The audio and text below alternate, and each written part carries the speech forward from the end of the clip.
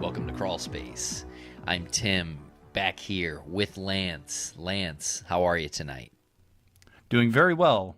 Doing very well. How are you? Doing pretty well. We're here tonight to do an intro for a segment that we did with Elias Jager, who was on episode 1 of our coverage of the Vanishing Men of Boston with us. And then she was at our live show on August 18th. So that's the majority of this episode. It's going to be the audio, the conversation that we have at our live show with Jordan and Lucien.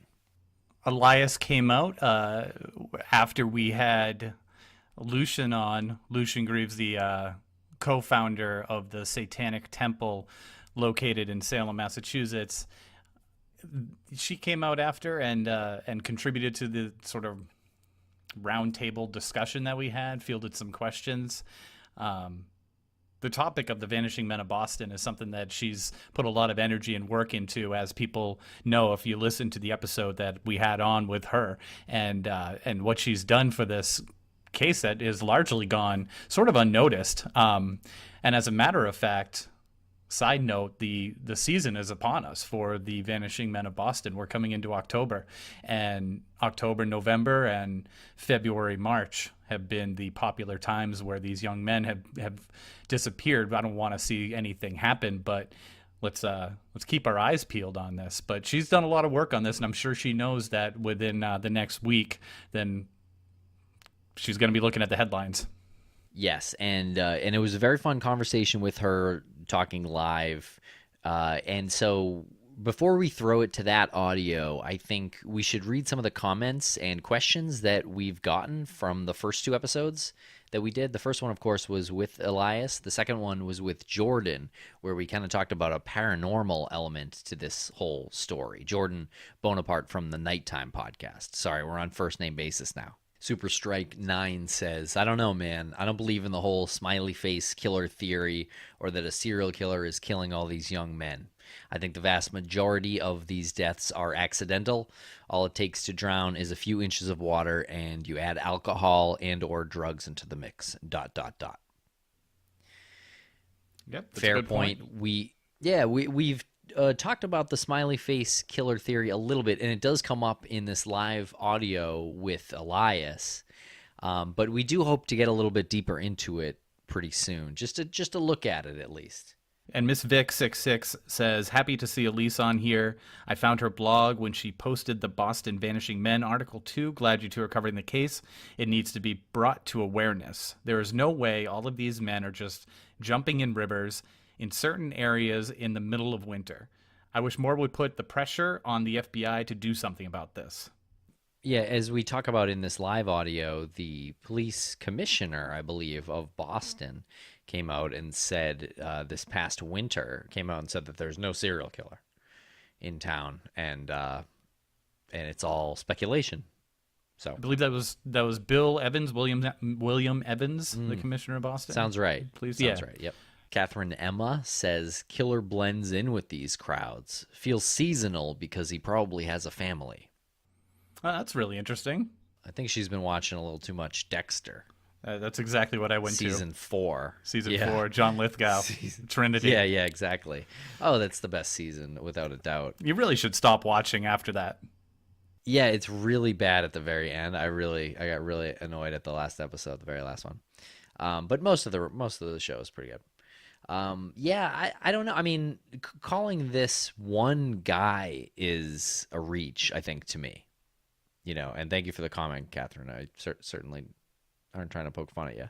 But, calling it one person, I mean, while I guess it is possible, you would be talking on the level of a guy like Trinity from Dexter, like this, almost like, well, obviously he's a fictional character, so it's like it's pretty far-fetched, don't you think? I think so. I would have said that before I started reading into Israeli Keys, who traveled across the country and hid murder kits in different states. And we know, just by people who have commented on this in our own research, that this has happened in other cities as well. In Milwaukee, they have, and I believe in Cleveland, they have some cases where men have been found pulled from rivers or from water areas. So yeah, before looking into keys, it would be very logical to say, no, there's no way this is one person. I'm not by any means saying that that's where I'm leaning on this, but these people are out there, and if it feels like it's seasonal, then it's, it could be that he or she has a particular time frame that works well in each city. Marilyn Pizziferi says events are alluded to but not clearly explained. And I'm not quite sure if Marilyn is talking about like the episode, or like the content of the episode, or the mystery in itself, because that is kind of the point of the mystery. Exactly. I was just going to say that there, if it's about the content of the episode or the content of the blog of Cryptid Antiquarian, if she's talking about the content of either of those, we're both, and Elias and her blog, we're all working with the same information that is provided by what you read in the old newspaper clippings or articles. Clippings, like we're in the 70s. What you read in the old newspaper articles, what the police say. The police don't, as we know, the police don't just give out information to anybody who asks for it. So there is, this shroud of mystery that's around it. So that's why we do this, because let's try to pull back that shroud a bit. Zoe V says Zachary Marr was seen on surveillance jumping up on a partition on a footbridge. It was pretty clear he slipped off, though it's unclear why he did that. Kelleher was found in the river too, I believe. Ian Cage chimes in with, fuck your sensationalizing music bleeds during the name list. Opportunistic, disgusting, and inappropriate. Thanks for listening, Ian. Goomer Doctor says, y'all work together well. Big fan of both podcasts. The paranormal is a slippery slope, but it is a necessary evil. Thanks, dudes. And thank you, Goomer Doctor. Right. It Thank is you, a slippery Goomer slope. Doctor. Yeah, it is a slippery slope, though, covering the paranormal, right? I mean, and I don't want to say that we are covering paranormal officially with this, because I think that might be disrespectful to just call this the paranormal. But it was an angle that we were looking at least. Well, I think when you're putting together an episode that deals with the subject matter, and you have a guest on who has dealt with the paranormal in his previous episodes of his own show, it's a back and forth. There's a conversation. So, really, it's up to everybody out there to use their judgment and take from it what they deem as the most important pieces of information.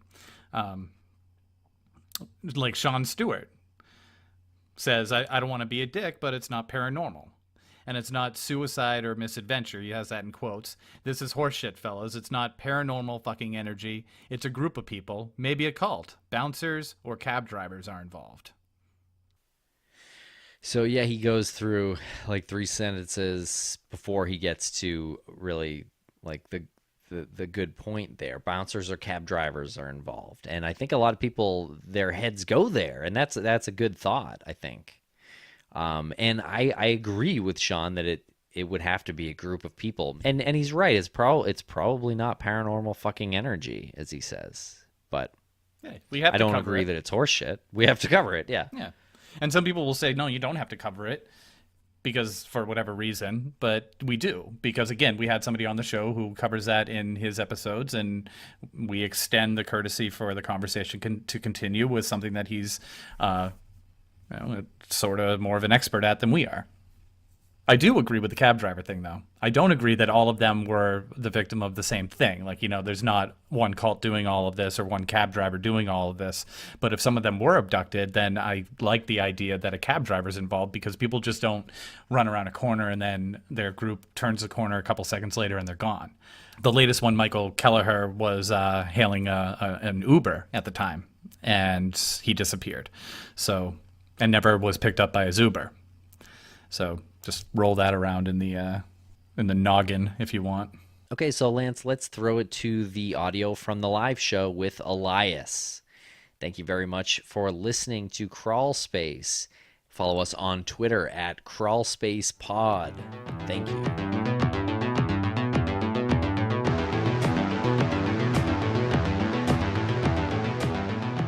Are you hiring? Do you know where to post your job to find the best candidates? Ah, God. I know that we're close to hiring. I know we need some help with research and stuff, but I have no idea where to post to find the best talent and to fit the best position. Do you have a suggestion on this? Yeah, I do. With ZipRecruiter, you can post your job to 100 plus job sites with just one click. Then, their powerful technology efficiently matches the right people for your job better than anyone else. That's why ZipRecruiter is different. I remember now. We were talking about this before, and that's why ZipRecruiter is different. Because unlike other job sites, ZipRecruiter doesn't depend on candidates finding you, it finds them. In fact, right, 80% of employers who post on ZipRecruiter, 80%, that's crazy, on ZipRecruiter get a quality candidate through the site within one day. No juggling emails or calls to your office. Simply screen, rate, and manage candidates all in one place with ZipRecruiter's easy-to-use dashboard. So find out today why ZipRecruiter has been used by businesses of all sizes to find the most qualified job candidates with immediate results. And right now, our listeners can post on ZipRecruiter for free. That's right, that's free. Just go to ziprecruiter.com/crawlspace. That's ziprecruiter.com/crawlspace. One more time to try it free, go to ziprecruiter.com/crawlspace.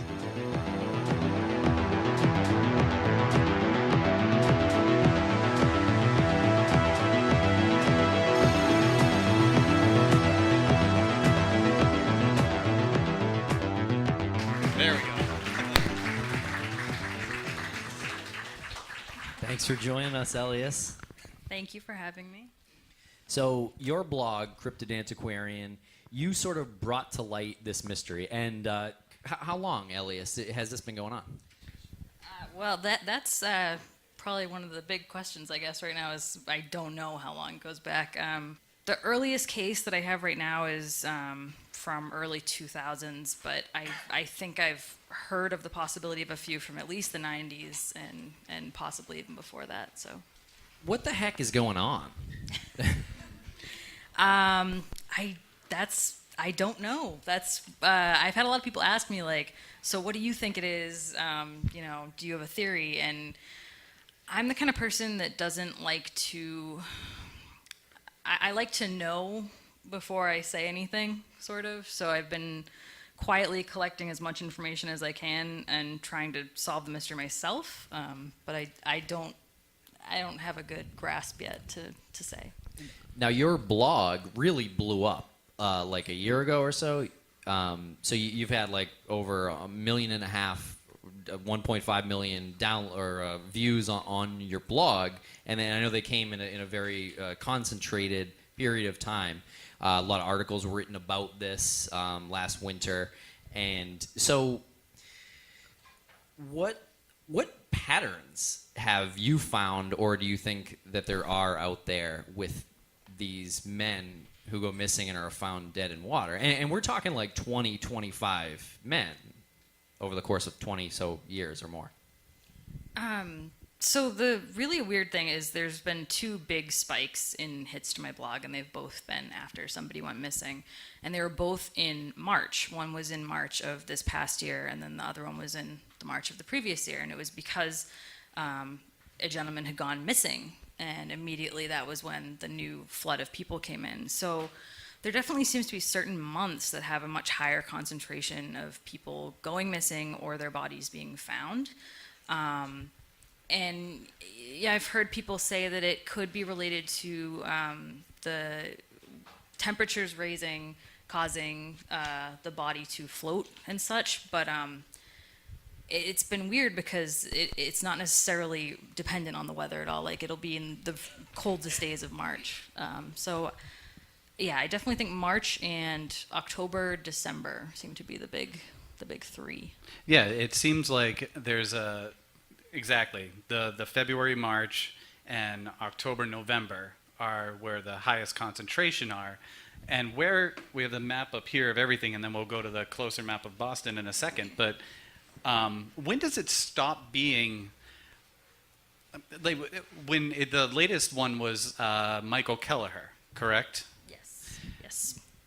And we had just maybe 2 or 3 months, I can't remember, just like 2 or 3 months or a few weeks before, or I'm sorry, after we had our interview, we started seeing the notifications and we started seeing the news feeds of Michael Kelleher, who could not be found after a Celtics game. Yeah, he left the Celtics game in the third quarter. Is that Left the Celtics game on the third quarter, which is pretty typical of all of these victims. They leave a public place. They're with a group of people. The group of people are with them for the most part right up until maybe minutes or hours, maybe a couple of seconds. Or there are cases where it's a couple of seconds where they run ahead of their group, and then the group turns a corner and they're gone, and then their body is found. And Michael Kelleher was the news feed started about him. You know, you saw his picture out there. He was at the Celtics game, and we all started communicating. I hope this isn't going to happen, but I know it's going to happen. And sure enough, like a week and a half later, his body was found. I don't know where I'm really going with that, but Yeah, basically. you can almost where I'm going is you can almost set your clock by it. Yeah, You can I dread it, honestly. After the first big grouping of people that came to the blog, I was really working on trying to come up with some kind of a plan, because regardless of whatever is causing the men to go missing and drown or whatever happens to them, the ultimate goal, obviously, for me is to just try to prevent it, to stop it from happening. So I've been trying to come up with some kind of a plan to make Boston waterway areas safer, make bars safer, raise awareness and all that. And I was, had the naive idea for a while that since one hadn't happened that November to December time period, I was like, oh, maybe enough awareness was raised and people aren't, going out alone as much anymore. Maybe we'll skip a year. Maybe it won't happen anymore. Who knows? And then I started getting the next round of people contacting me about Michael, and I was like, and really, that really was like hoping. that was like May 25th, 26th, right? I'm sorry, March. March, yeah. March 20. I think he went missing March 29th. 29th, right? Because I remember thinking, wow, it's almost at the end of March. Probably going to go through this period without it happening, and then it was just like clockwork. It happens, for a lot of people will come out and say, you're a young man, you're leaving a bar. We've all done that. You stumble your way down to some water area. In this case, the Charles River, and you go to take a leak in the river, and then you fall in, and then you can't get out.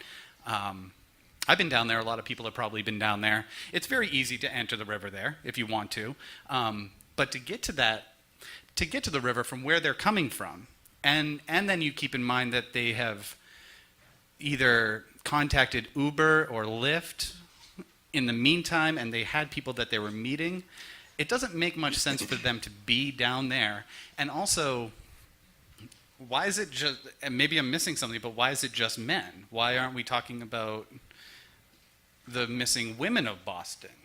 Well, the kind of explanation that I've heard is that generally women know to be more careful and to stay in groups because there's higher threat of them becoming victims, in general, obviously. But I think the biggest thing that people sort of take at glance from my work is probably that it's just a normal thing that happens, guys, being clumsy, going missing. But the thing that really drew me in to look closer to it was the individual cases, because each case, while maybe there isn't some one single overarching thread that goes through them all other than, the obvious guy goes missing, ends up in water, Each case has these weird, strange little things to it that don't really add up as an individual case. Like for instance, Michael Kelleher was with, I actually spoke to the woman that he was with that night, and she was saying that everything was going fine, they were having a great time, and then all of a sudden he just was like, I'm leaving, with no explanation. And she was like, what do you mean? So she was trying to understand why he was just like getting up and leaving the game. He loved the Celtics. He was like basically obsessed. And I think they were tied in an overtime. No, that was a good game that he left. And he just gets up and leaves. And she couldn't understand why. So he disappears, and she's trying to talk to him on the phone, and she can't really hear him that well. It sounds like there's like loudness happening in the background. She thought maybe he was at a bar or something. And then of course ends up in the water. So I don't know, even if it's not, a serial killer or, ghosts or whatever craziness, maybe it was a drug deal that went bad, or maybe he got, mugged, or maybe it was a prank gone awry. I mean, it's something that doesn't add up for me, and it's something that I feel like shouldn't add up to anyone else that reads the case. Right. So, but you can say that it's a random drug deal gone bad. I mean, maybe not a random drug deal gone bad, but a drug deal gone bad, or a random mugging. But how do random muggings happen within 2 months in the beginning of the year and 2 months at the end of the year since like 2003? Yeah, that could explain a couple or A couple. few maybe. Like suicide would explain a couple. Potentially, yeah. I don't mean to sound crass, looking at a list of names, but yeah, that's probably the case with at least a few of them. I'm betting the Detroit River has the Charles River beat, though.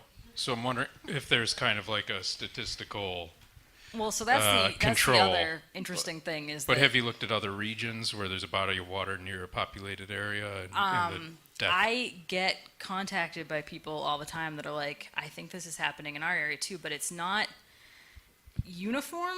So it's not like statistically uniform as far as like population goes, or college density levels go, or something like that. It's just certain areas have a much higher rate of this happening, and I don't know why it is. I don't know if it's an explanation of, like, a lot of people seem to believe it could be a serial killer. I want to make it publicly clear that I'm not sold on that theory, and that's not the theory that I'm trying to prescribe for my blog. I'm just gathering information and kind of throwing it back out at people. But I will say that every time someone goes missing or there's an article, a body found, every single comment that I see is there's a serial killer in Boston and nobody's talking about it. So, and the police chief of Boston came out and said he didn't believe there was a serial killer. They've seen some of the footage, and he doesn't believe that. And he came out on camera this winter and said that. Gotten a lot of thinly veiled shade from the Boston police. Yeah, which is kind of amazing that they responded really directly to you and your work and your blog. Well, it's actually, I guess it's probably really is the state police is who's supposed to be dealing with this, because Right. it's in the waterways. But with the serial killer thing, we just recently learned about the Allenstown serial killer, Bob Evans, whose real name is Terry Rasmussen. With DNA evidence, they're starting to put together all of these bodies and all of these crimes that are coming back to him. I'm not saying that we should take the serial killer theory with the Vanishing Men of Boston, any more seriously, but it does happen. It does, and with Israeli Keys, he planted murder kits all over the northern part of the country. Like these, He there are buried serial murder kill- kits. He buried Yeah. murder kits, and then he went back later and dug them up and killed people with those murder kits. right? He had an elaborate method of how he would execute his murders. But I'm not. Back in the 60s, when the Boston Strangler was around, the police said that this would be the best time to kill your wife if you didn't love your wife, if you didn't like your wife, because you could kill your wife and say that you saw a man running out of your apartment. It feels like something similar. There was so many cases of the Boston Strangle at that time that they don't even necessarily know if all of them were actually by the same person or by multiple people. So it wouldn't surprise me at all if at least a few of the cases were murders, and some of them the, if you want to call it an MO, is almost identical. The one that really shook me a lot was Michael Kelleher's was almost exactly mirrored with William Hurley's death. They were almost copies of each other. William Hurley, he went missing in 2009, and he was at a Boston Bruins game, so same place, TD Garden, and all of a sudden, just in the middle of the game, just didn't feel good and decided to get up and leave, and went missing outside of the TD Garden. And he had called his girlfriend, and she was right around the corner. She gets around the corner, and he's just gone.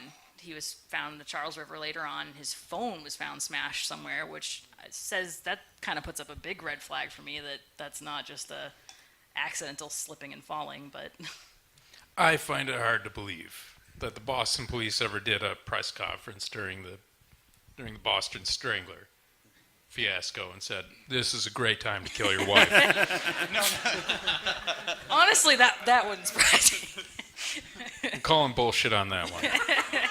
Yeah, can you reference that video, Lance? Yeah, there was no video. Did I say the Boston police? I don't know. I thought you did. So Anyway, as far as serial killers go, we have heard a lot about the smiley face killers. A lot of people, when they hear about this case, they will say, "Well, this is the smiley face killers. They're killing people all over the country, all over the world." But on the bright side, if you want to kill someone, now's the time. And just paint a smiley face right next to Right. it, and you're all right. But you're right, Lucien. Well, after we started talking about this, we got a bunch of emails, and a lot of people from different areas: Detroit, Milwaukee, the UK. Every area that someone emailed us from was near water.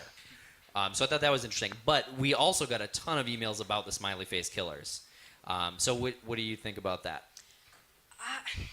So the fact of the matter is, so the whole smiley case theory was originally written by Detective, well, I think he was retired at the time, working as a PI, Gannon from New York, and he worked with a drowning forensic specialist, Professor Gilbertson was his name, and they wrote a book together called Drowning Forensics or something like that. And they actually worked together and looked at a whole bunch of different cases that have been ruled as either accidental or suicide, and tried to kind of look closer at them and see if maybe they were all connected. And it originally came about because I think Gannon kept thinking he was finding smiley faces near the bodies or something like that. But the point of the fact is, they did actually prove some of them were murders. So I think it is relevant, and I think it's important. Whether there's, I don't know if I can really believe that there's a, worldwide cult pushing people into the water. I mean, that would Possibly Satanists. That'd be pretty. Would be pretty. It would be definitely. Who knows? I mean, nothing would really surprise me anymore at this point with the way the world is going. But I don't know. I think it's important to know that whether or not all the cases are connected, that some of them were proven to be murders.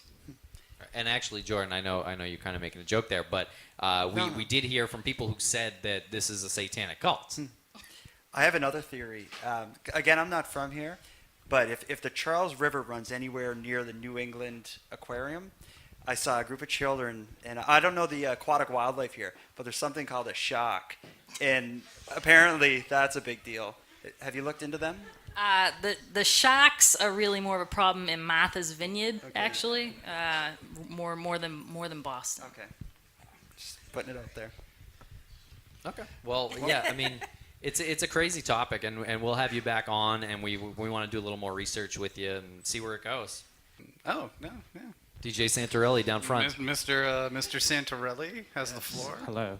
Through your research and all of that, what has been the evidence that has been, I know you mentioned there's really nothing much linking them other than that they've been found in water, but is there any other links between those incidences that you see sort of a pattern in them? Most cases like that, it's usually there's lacerations, blunt force trauma, and so on and so forth. Are there any of those commonalities within those cases? So the really strange thing about these cases is that there's a lot of commonalities with each other within the cases, but not as a whole. So you'll have, 4 cases that are almost cookie cutters of each other, and then you'll have 2 that are almost cookie cutters, and then you'll have these 2 are also weirdly connected in some bizarre way. So there's a lot of small sort of, it's like a spider web of connections between the cases, which in a way, like a spider web, I think does kind of connect them all together. It's just they're not necessarily all exactly the same or exactly connected by, specific things that you would normally think of, like, oh, they all had red hair or they all were 25 or something like that. So there's just a lot of bunch of different weird little things connected them.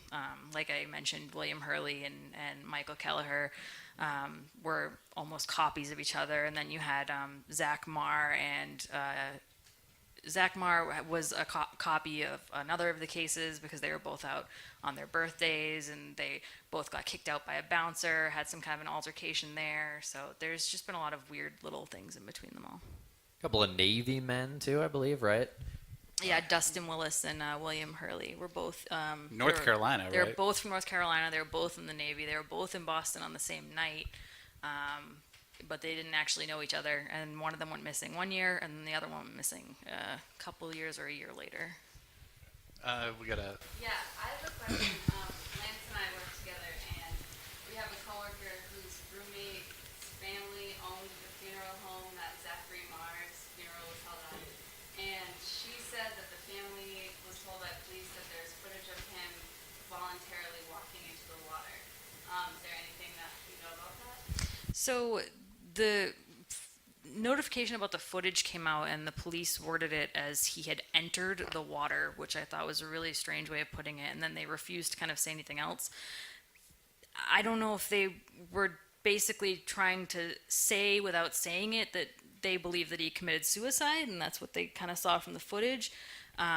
But then I've spoken to a few close family members and friends of Zach Marr who have said to me that it was not suicide, but that, they don't want to talk about it further or something. So I really have no idea what anyone thinks is going on. The whole case has been very kind of hush-hush.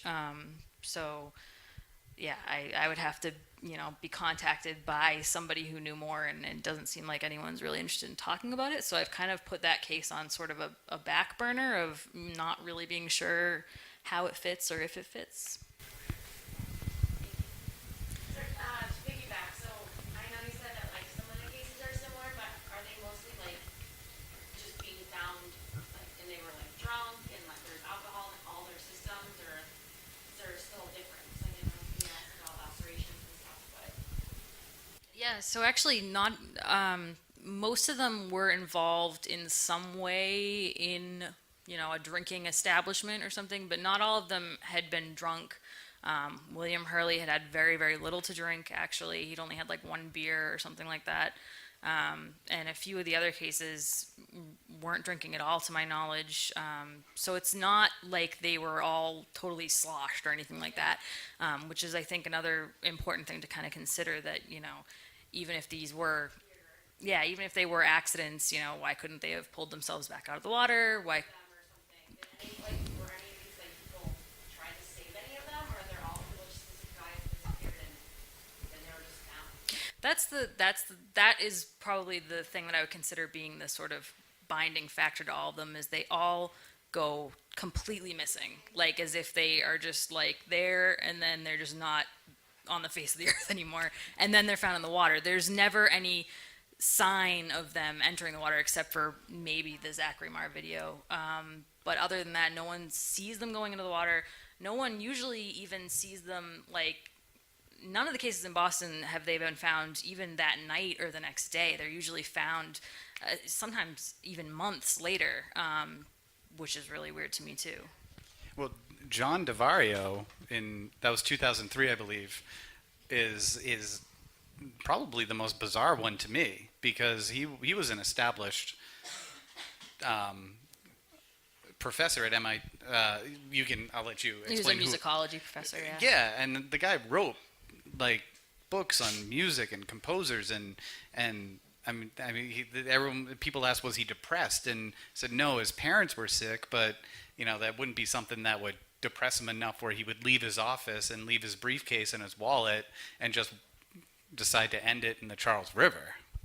Yeah, that's the thing with a lot of these cases like that one. People try to make some kind of excuse like, well, maybe he committed suicide, but I mean, anything's possible. Obviously, maybe we don't know what was going on in his personal life, but from all accounts, it seemed very random. It seemed, he didn't leave behind any kind of notification that was his intention. People were saying, oh, well, maybe he was upset because his parents were sick, but he was actually like taking care of his parents, which I think is important. He was very, very close with them, so it wasn't like they had died and then he killed himself or something like that. It was while he was taking care of them.